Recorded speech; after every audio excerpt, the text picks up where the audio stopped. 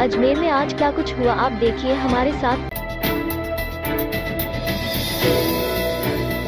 धोलाभाटा क्षेत्र में सोमवार को दिन दहाड़े दो बदमाशों ने एक निजी स्कूलों की शिक्षिका से लूट की वारदात को अंजाम देने का प्रयास किया गया। इस दौरान आरोपियों ने महिला का जब मंगलसूत्र और पर्स छीनकर भागने का प्रयास किया तो लोगों ने उन्हें मौके पर ही दबोच लिया और दोनों की जमकर पिटाई कर दी।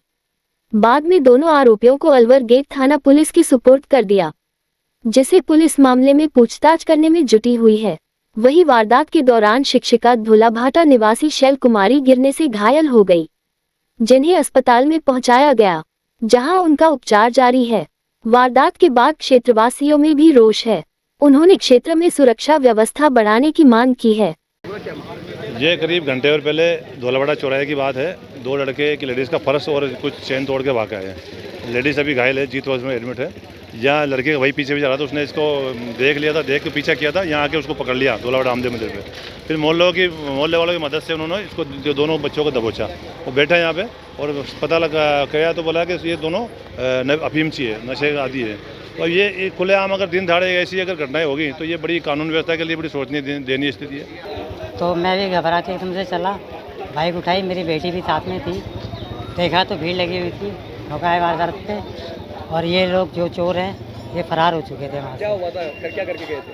कुछ नहीं, ये पर्स मेरे हाथ में है जो ये छीना था, गले में मंगलसूत्र था वो छीना है, और कैश वगैरह जो इसमें हुआ अभी वो तो मेरी मिसेज ही बताएगी। वो तो स्कूल से आ रही थी अपने पढ़ा के, तो कुछ मिलने वाले थे जो उनके पीछे भागे और चोर हाथ में आ गए।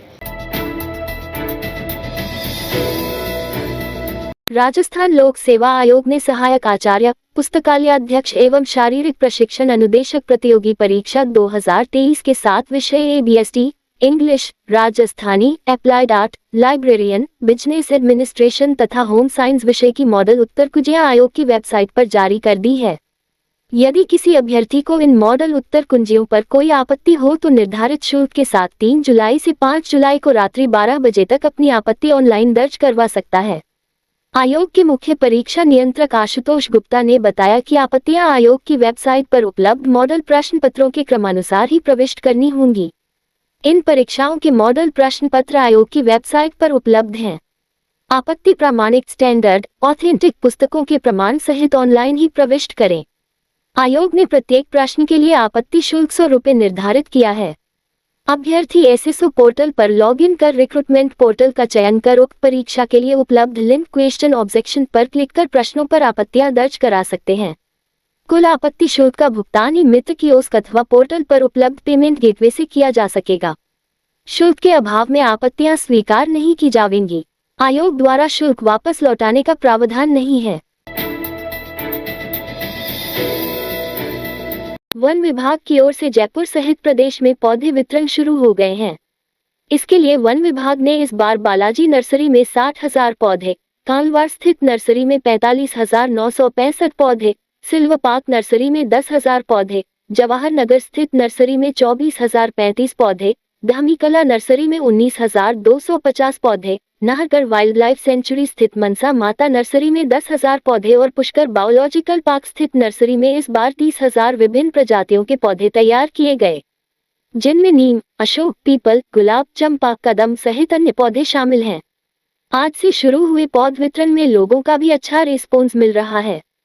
सुबह से ही वन विभाग जी जयपुर स्थित नर्सरियों में लोगों की भीड़ भाड़ देखने को मिल रही है। आयुष मंत्रालय भारत सरकार एवं जयपुर नगर निगम ग्रेटर के सहयोग से आयोजित योग समागम में मुख्य अतिथि गलता पीठाधीश्वर अवधेशाचार्य महाराज ने संबोधित करते हुए कहा कि योग साधक में समता और समत्व का भाव उत्पन्न करता है। योग की जो भी विधाएं प्रचलित है उसके मूल में यही बात रहनी चाहिए कि शरीर को स्वस्थ रखते हुए हम भगवान की कृपा के अधिकारी कैसे बने। भगवान का आश्रय ही मुक्ति का एकमात्र रास्ता है। तो इतने संक्षिप्त समय में ये सब चर्चाएं यद्यपि संभव नहीं है, लेकिन फिर भी सगुण और निर्गुण ये दो धारणाएं हमारे यहाँ चलती आती हैं, जहां पर भगवान का स्मरण करने की बात होती है। जैसा प्रोफेसर साहब ने कहा, मैं उससे मतलब अगर 100% हम हर बात को लेकर के चलते हैं मैं समझता हूँ कि अनंत प्रतिशत भी हों।